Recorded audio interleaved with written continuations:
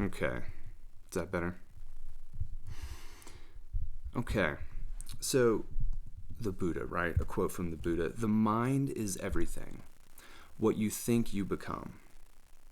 And that's important because it's so very interesting how our thoughts do create the universe around us. It does generate and create our perception of the world around us.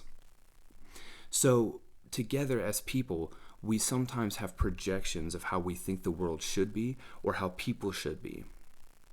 And that's not always the right way to go about it. That's not always the right way to think about things because that's just your perception. You're not the only person that lives on this planet. You're not the only person having an existence. As a matter of fact, there's a very good chance that every single person is living a separate reality, separate from you, in a different universe. As mind-blowing as that might be, each and every single person is living their own reality.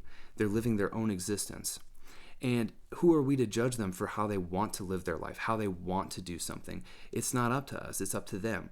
The only thing that we can do is explore the opportunities that we have for ourselves and explore what perceptions we have of the world, because the minute that we start to do that, the minute that we start to explore our own perceptions of the world, then together we can start to change them for a better opportunity, okay?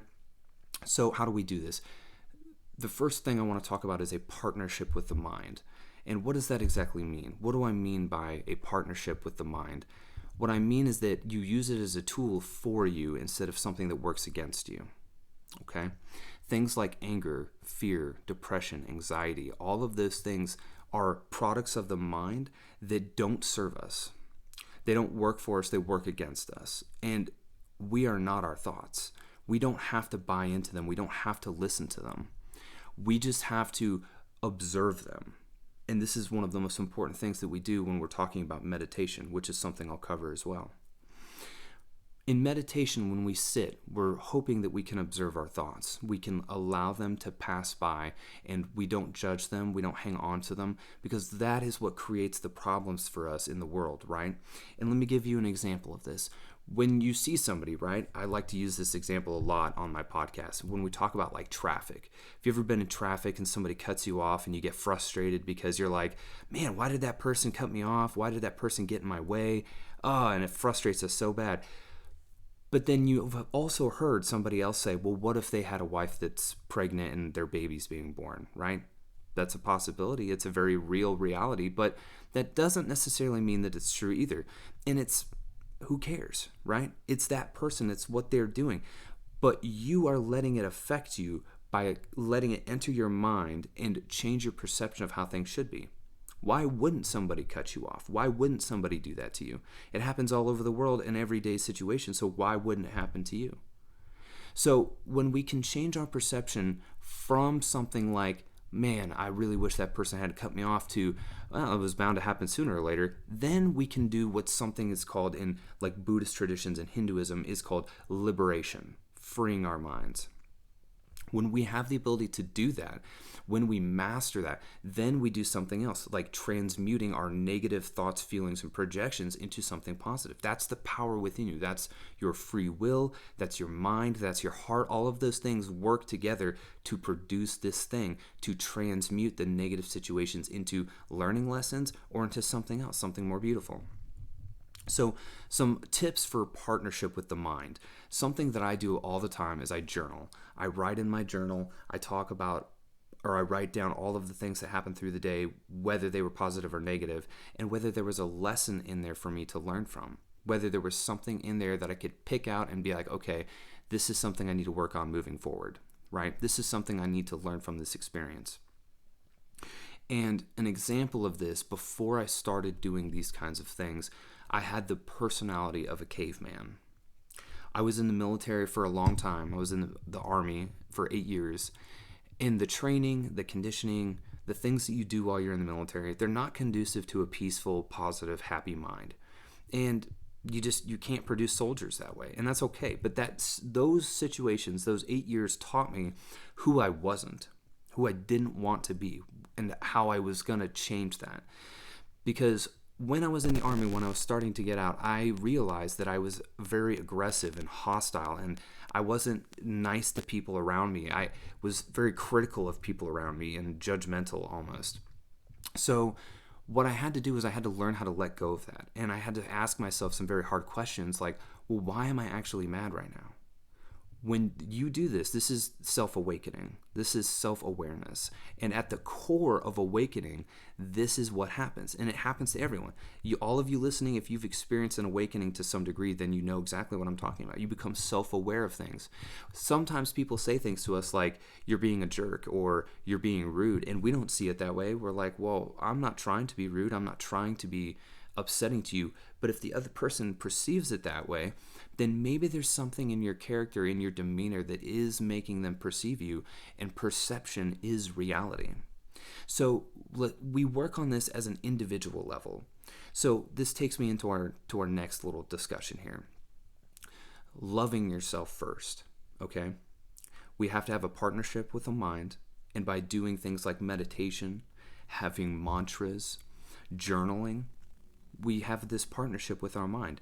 And you make an effort every day to produce happy, positive thoughts that are productive to a self-loving environment. And then that leads you into self-love. Now that sounds real woo-woo, and that sounds very warm and fuzzy, but what does that actually mean?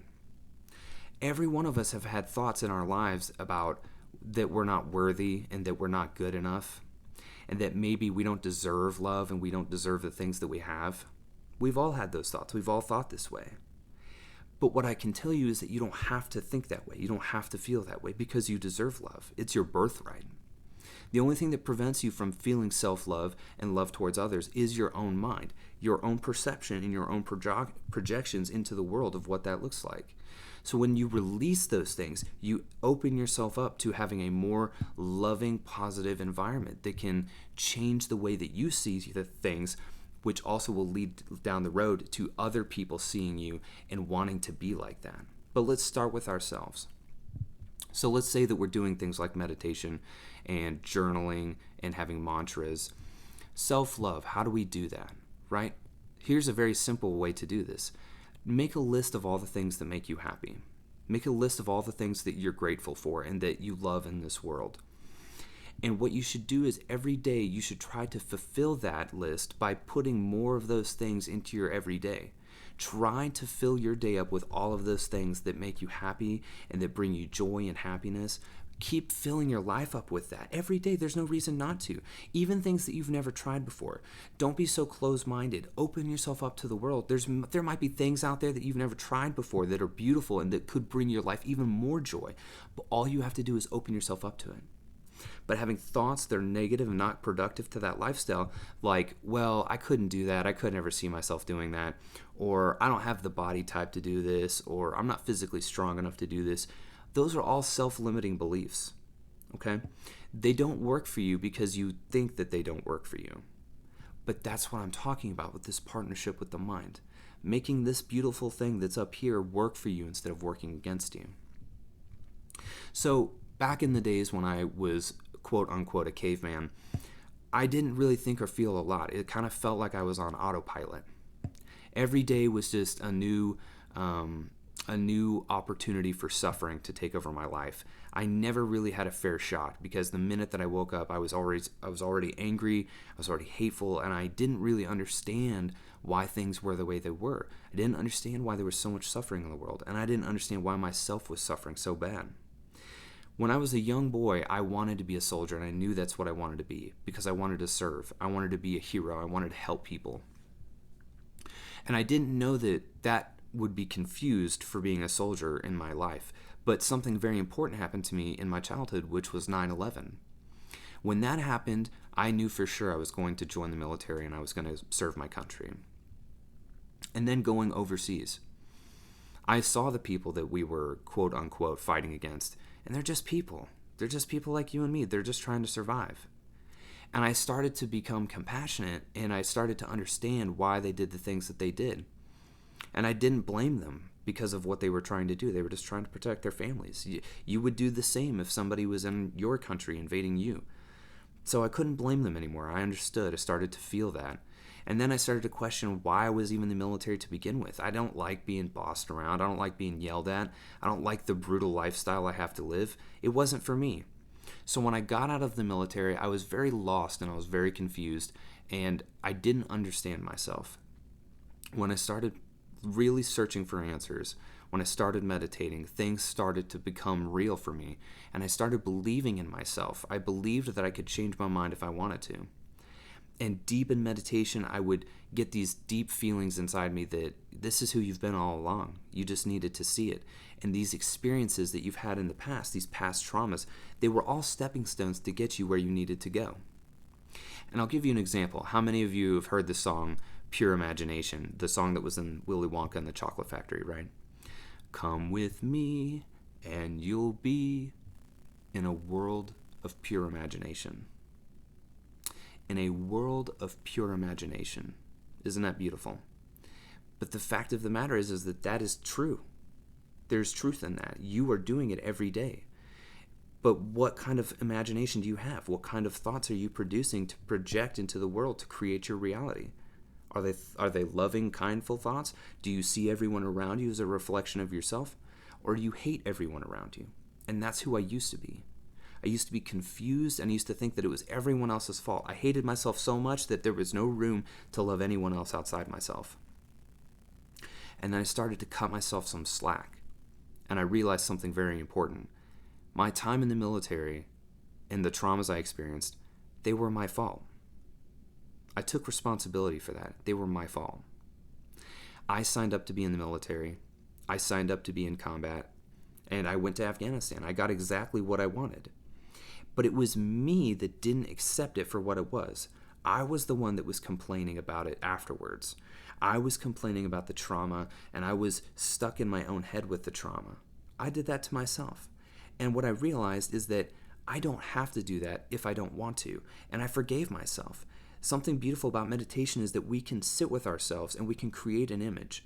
Something that I had done to heal myself was that I meditated and I thought of myself back then, young and confused and afraid, and myself now, and I spoke to myself face to face.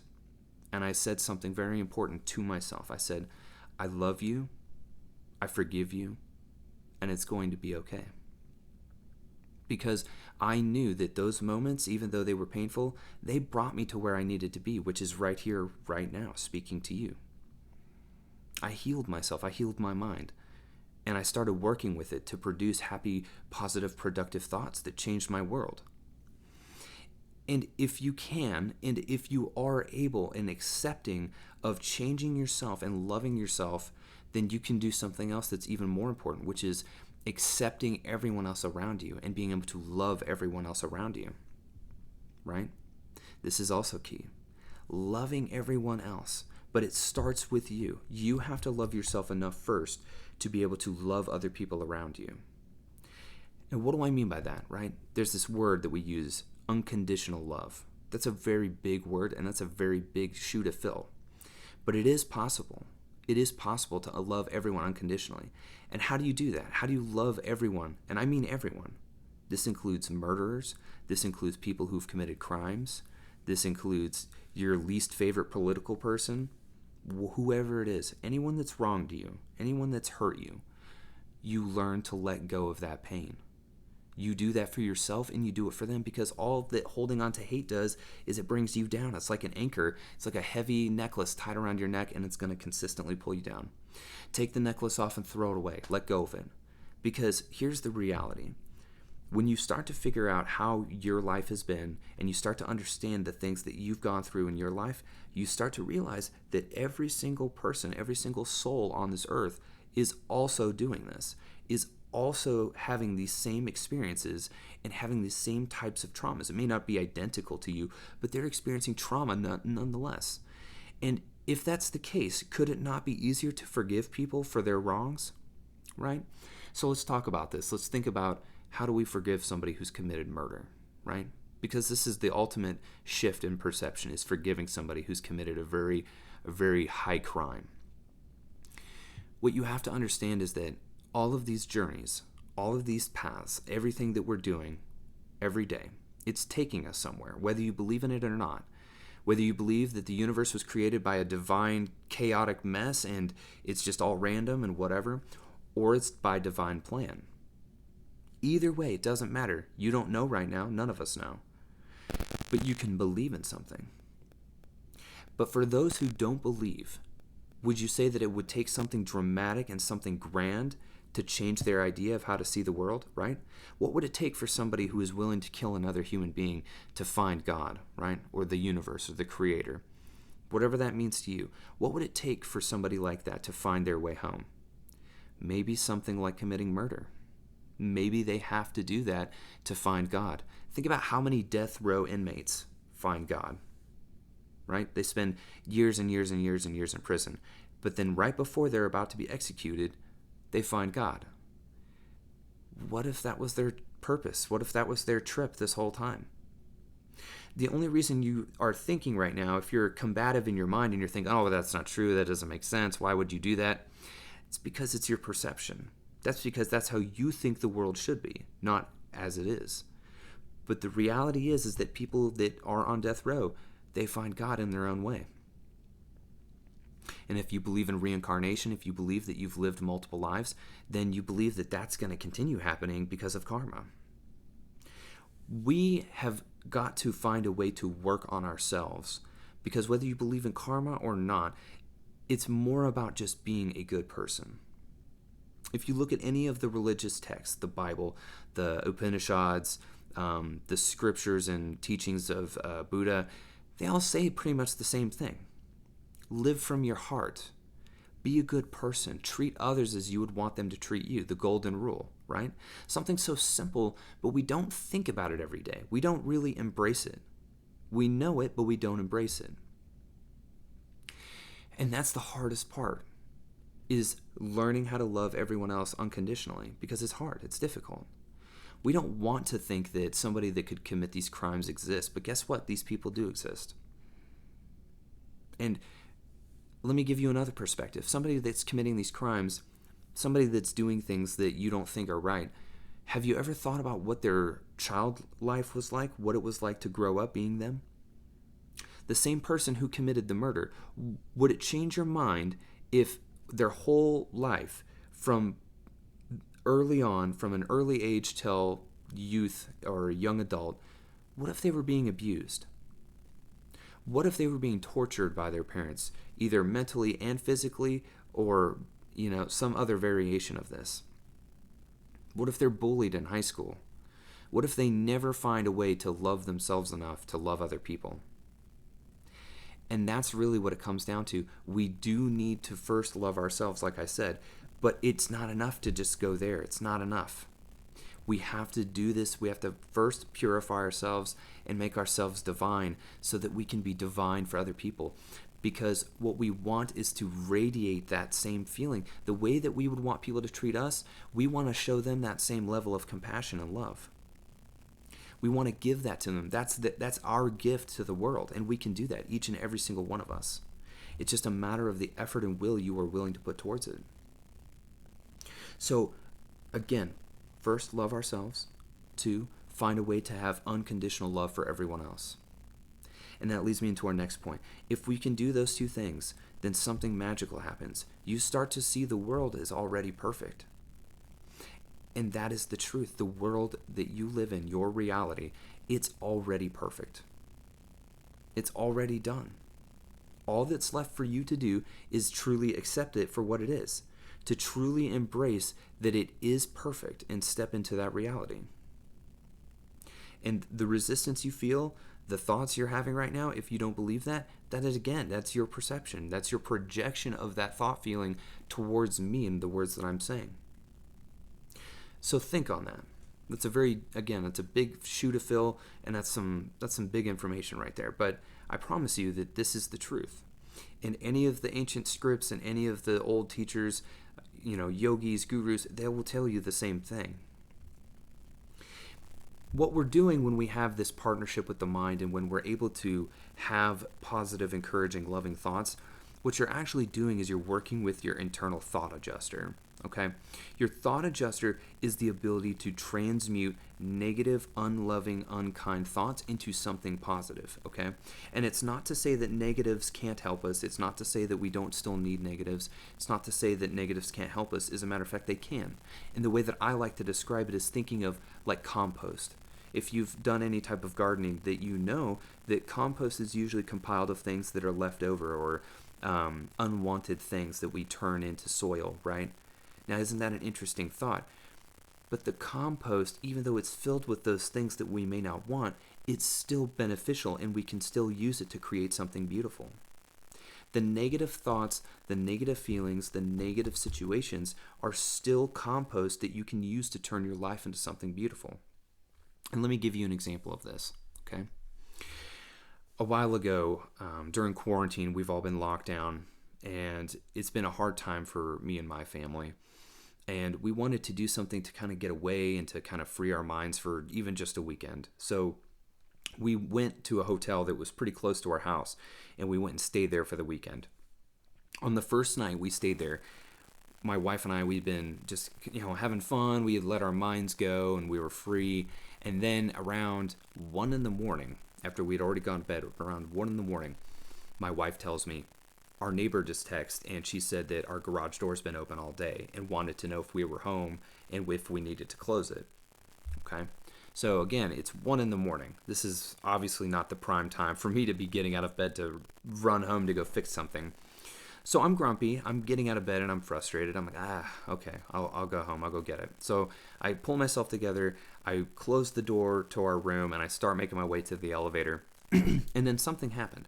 I realized that this was just another opportunity. This was just another opportunity for me to show that I can keep myself in check, that I can remain calm, and that I can use my thought adjuster to change the way that I'm seeing the situation. Instead of seeing it as a hassle or something negative that I'm now having to deal with, instead, I turned it into a learning lesson of how to be compassionate in the situation.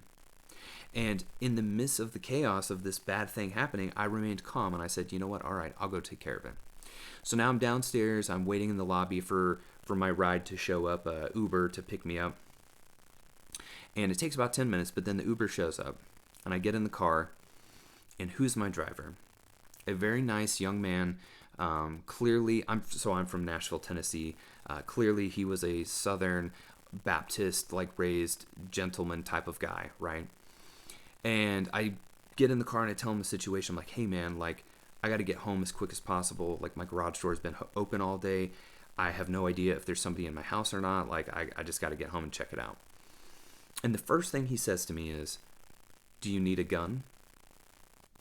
And I thought, how interesting, this stranger that I don't even know is offering me his gun to go clear my house. And since I was in the military, I wasn't shy around guns. I was like, okay, sure, I understand. I was like, we'll see. Let's just see what happens when we get there.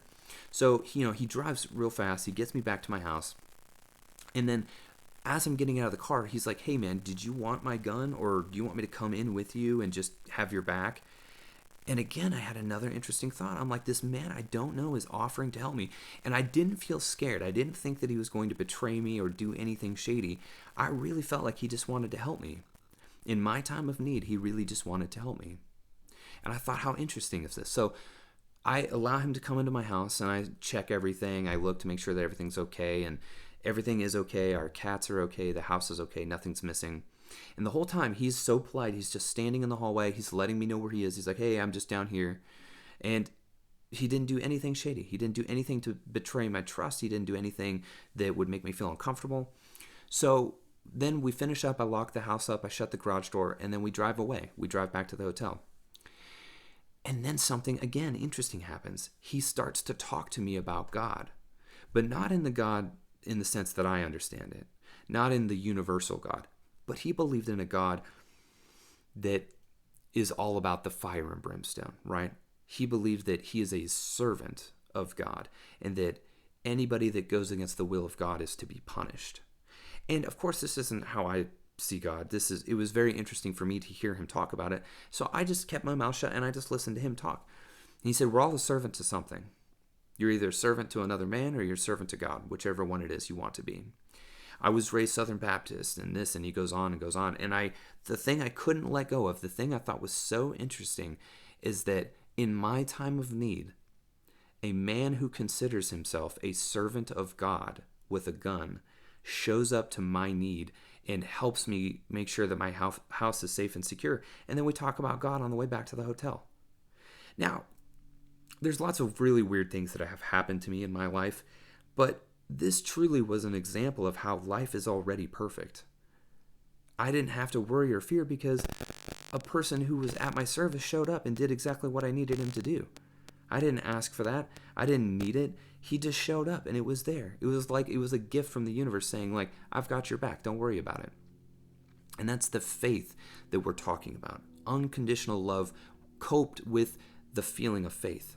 You have to have faith in people. You have to have faith that people can be good. Because if you only ever have thoughts that are negative about people and believe that they're never going to be good, they're never going to be the way that you want them to be, then that's truly how they will be. Okay? So this is a wonderful story that I like to tell people when we're talking about perception, how we view and see other people. It's very interesting.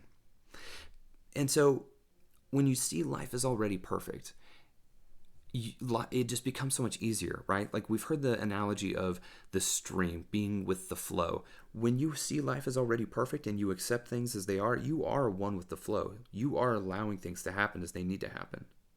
And as it goes on and as life carries on, it'll become easier. And this is why I like mantras. We talked about at the beginning how to have a partnership with your mind. Something beautiful about mantras, right?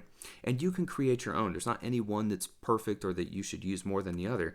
Mantras are beautiful because there's a multitude of ways to do it. So something like simple, like maybe I love you, or let it go, let it go, let it go. What happens is that they start as an external thing, right? They start as something that we express externally over and over again in a moment of, in a moment where we need clarity or we need some type of divine guidance, right? So we just say, we let it go. Because again, why are we doing this? Because we are not our thoughts. When you start to have thoughts like, I'm not worthy, I'm not good enough, I'm sad, I'm depressed, just tell yourself your mantra. Whatever it is to you, whatever that means to you, tell yourself a little mantra. And then you'll start to see that the more that you do it externally, it'll start to also become internally. And you won't really need to do it externally anymore. You'll just start to do it internally without even realizing it. Isn't that fascinating? And if you need more than just my word, then try it this coming week. I promise you that if you put the effort into it and if you actually give it a shot, it will work in your benefit. For a week, I want you to just try this. Whenever something negative happens to you, whenever something comes up in your life that's not quite the way you want it to be, just do your mantra over and over again, as many times as you want until the thought goes away. And this is the same thing in meditation. Meditation is just an opportunity for us to observe our thoughts in practice. In meditation, we're observing our thoughts in practice so that when we go into the day and when we go out into real life, we observe our thoughts in the real time. That's game time. You're off the bench. You're playing. You're in the middle of it. And every interaction you have with somebody, every person you meet is another opportunity for you to observe your thoughts about those people and about those interactions, and then for you to use your thought adjuster to change them to something loving and kind. Okay? Now, this is another wonderful exercise for anybody that's willing to give it a shot. Right now, we live in a time where it's very hard to communicate with people, right? Depending on what political side you stand on or what side of political statements you stand on, it can be very difficult to talk to people. Something I had my listeners on my podcast do was have a conversation with somebody who is on the complete opposite spectrum of you, right? Somebody that you know is not the same level of you, whether it's politically, spiritually, whatever it is, okay? Have a conversation with that person. And if you get worked up, allow it to happen, but don't lose yourself in it, right? Even if the other person is losing themselves and, it's getting aggressive or whatever, control your thoughts, control yourself. This needs to happen. We as people need to learn how to communicate with each other again so that we can have conversations. We've gotten to a point where we can't even talk about simple things like TV shows without people getting frustrated and arguing about it. That's unacceptable. That's not the reason we're here together. We can't achieve greatness. We can't achieve things like world peace and sovereignty and fixing world hunger and homelessness. We can't fix those things if we can't learn how to talk to each other. Which leads me to my next point. Once we've identified these negative things and these negative projections that we have all the time, and then we learn how to use our thought adjuster to correct these malfunctions of our brains, we can do something very beautiful, and that is becoming a lighthouse. What does that even mean? What does becoming a lighthouse mean? Well, first of all, what is a lighthouse? It's a very tall object with a very bright light. Does it drive the boat back into the harbor? No. Does it do any of the physical labor that's required to bring the boats back into the harbor? No. But what it does is it's a bright enough light to show you the way home. That's what you can do for other people. That's what I'm trying to do. And that's what I'm encouraging other people to do. You don't need to do the work for anyone. You don't need to go out in the streets and tell everyone you're living your lives like crazy people. Stop doing this. It's not going to get you anywhere. But what you can do is just with your everyday interactions and feelings with people, you can just reason with them. You can just level with them a little bit more because you understand that life is a journey and that everyone is on their own journey. Everyone is just trying to do their own thing, right? We come into this world either with no choice or without the memory of a choice. Either way, it doesn't serve us right now because we don't know. But we're all born into this world kind of on a clean slate. We're kind of born into a random situation. We don't really get to pick our parents, at least again, not knowingly, we don't. So what that means is, can we really blame some people for the things that they do and for the situations they get put in, right? Let's think about this realistically. Next time you want to judge somebody, ask yourself, could you live in their shoes? Could you have been brought up in the same manner that they were brought up? It's a very difficult concept, but this is something very important because there are people who are born into this world and then die after a week because of starvation. There are some people who are born into this world and never do anything and end up becoming homeless, and that's their life. That's not a judgment. That's a fact. That's reality. That's their reality. And if that is uncomfortable and if that makes you question your situation, all that I say is that have a stance of gratitude. Be grateful for what you do have. Be grateful for the fact that you can get water, that you can get food, and that you're not in that kind of struggling situation. Because the truth is that any one of us could be in that situation tomorrow. And would you want, if you were in that position, if you were homeless, or if you were in a position where you were starving, would you trust the rest of the world to take care of you? And if you don't think so, and if you don't think that the rest of the world would take care of you, I understand why you think that. In this time in the world, it's a crazy place, and there's lots of people that are upset and not set within themselves, not living from the heart.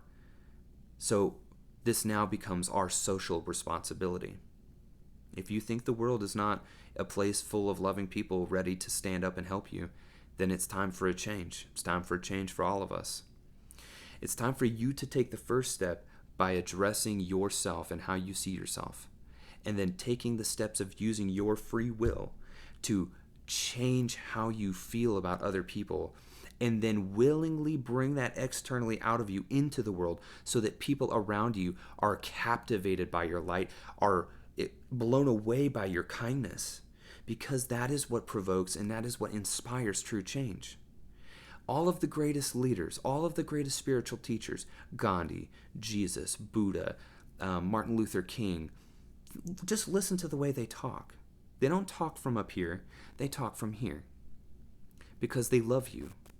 And what were they talking for? To tell you that the world is not doing what it's supposed to be doing right now. I love you, and that is the way. The way is to love. To love yourself and to love others. That is the way. If you're looking for a path, if you've been seeking your whole life, then I'm telling you right now, a gift from me to you. The path, the way is one simple thing, and that is love. And you can have that anytime you want, anytime that you wish to experience it. All you have to do is sit with yourself, be quiet, experience the presence around you. That is love.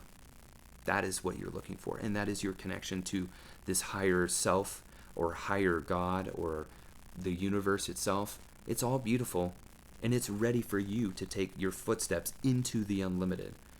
Because when you realize this, everything becomes real again. Everything has color. Life becomes vibrant and wonderful, and then you are the lotus. You become the lotus, and everybody wants to come smell your beautiful fragrance and get to know you and get to learn from you. Because all it takes, too, is for somebody to give you a chance and for you to give somebody else a chance. Here's one last good example about this. Have you ever had somebody try to offer to do something nice for you? Maybe buy you food or take you to go do something fun or something like this.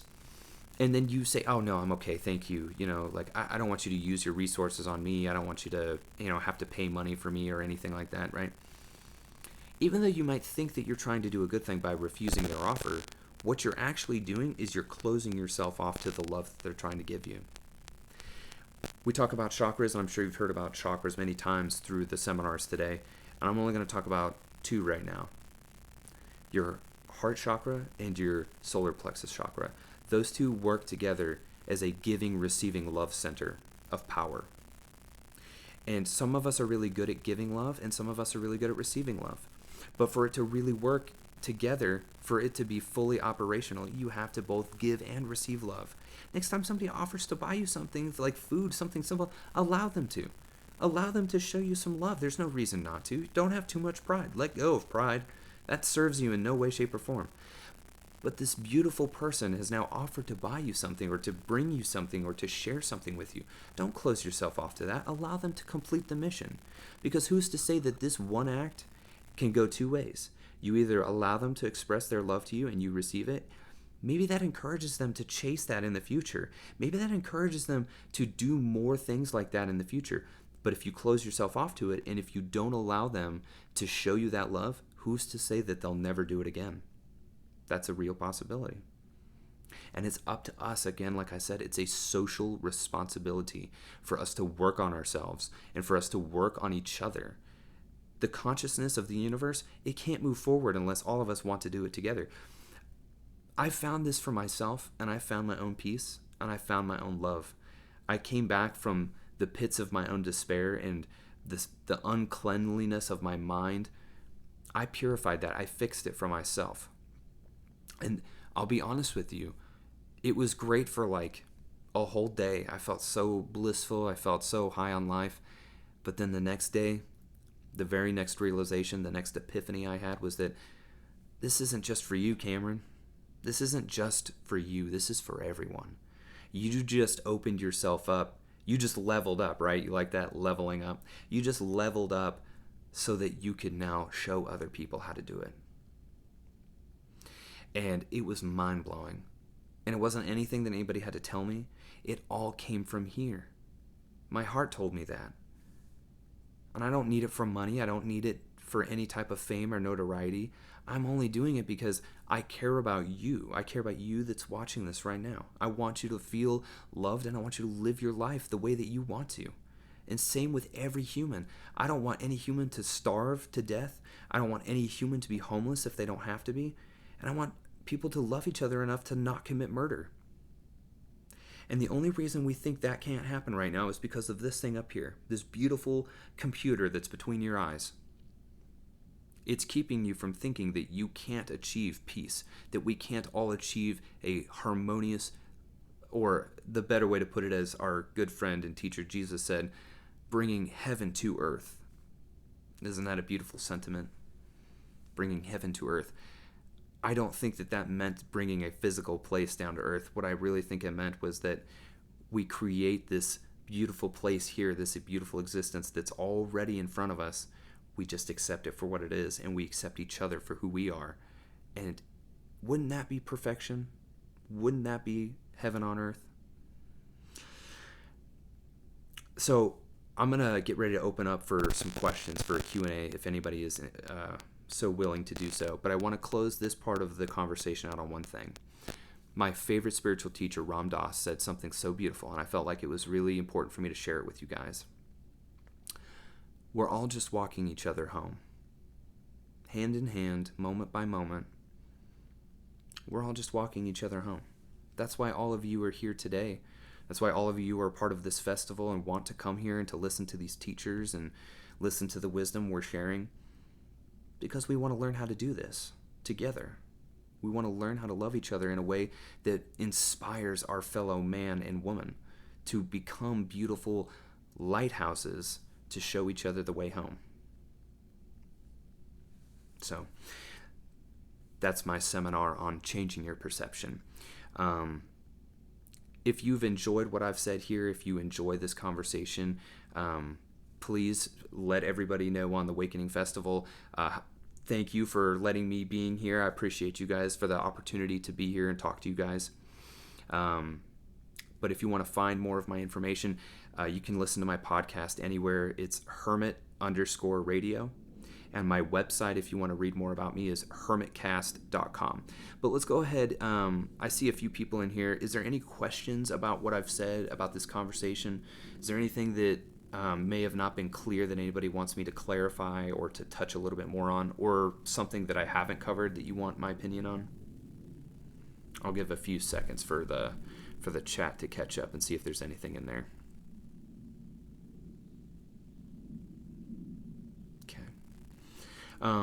Again, thank you guys so much for watching and for being a part of the Wakening Festival. I hope that we'll have more opportunities like this in the future for us to sit down and have these type of conversations. What I would like to do closing this whole thing out, yes, it is recorded. What I would like everybody to do at the end of the day, I think I'm the closing act.